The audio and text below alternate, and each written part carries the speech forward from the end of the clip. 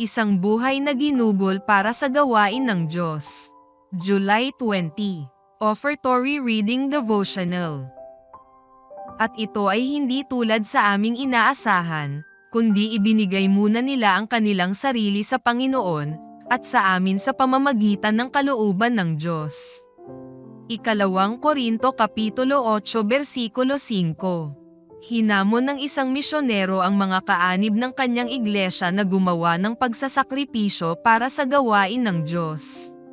Hindi nagtagal pagkatapos nito, sa pagdalaw niya sa isa sa pinakamahirap na pamilya ng kanilang iglesia, hindi niya mapaniwalaan ang kanyang nakita. Samantalang palapit siya sa bahay, napansin niya ang panganay na anak na lalaki ang humihila ng araro, sa halip ng kaisa-isang bakang dating pag-aari ng kanilang pamilya. Nang itanong ng misyonero, "Nasaan ang inyong baka?"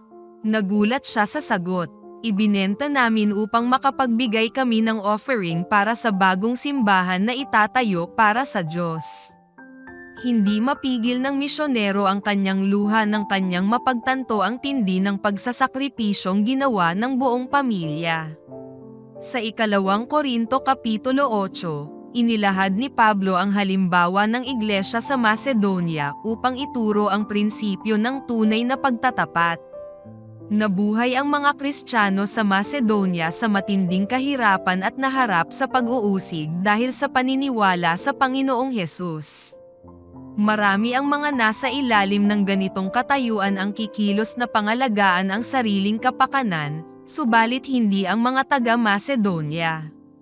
Ang katapatan ng mga taga-Macedonia ang nagtuturo sa atin ng mga sumusunod na prinsipyo. Una, ang makamundong limitasyon ay hindi nangangahulugan ng espiritual na limitasyon. Mahusay na nagtuturo ang halimbawa ng taga-Macedonia ng isang mahalagang aral sa mga nasa iglesyag tinawagan upang maglingkod sa Panginoon sa sitwasyon ng kasalatan. Tingnan natin ang ating kondisyon at tanungin ang sarili. Ano ang maibibigay natin sa Panginoon sa pagiging mahirap? Sa pagiging mahirap natin, makapagbibigay pa rin ba tayo sa Panginoon? Maaring dumaranas ang ilang tao ng pagsubok at mga hamon sa pananalapi, subalit ang matibay na halimbawa ng mga taga-Macedonia ang nagpapatahimik sa ating mga pagdadahilan hanggang sa mapilitan tayong ipagtapat, na dahil sa ating pagkamakasarili at pangangalaga sa sariling kapakanan, ay nahahadlangan ang ating malayang pagbibigay sa gawain ng Diyos.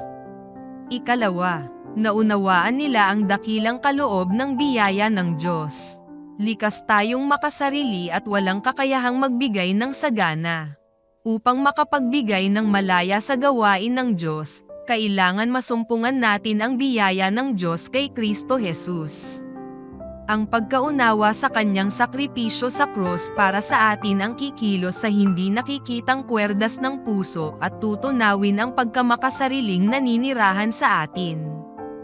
Panawagan. Masusumpungan ang lihim ng tunay na pagbibigay sa pagbibigay ng ating sarili sa Diyos.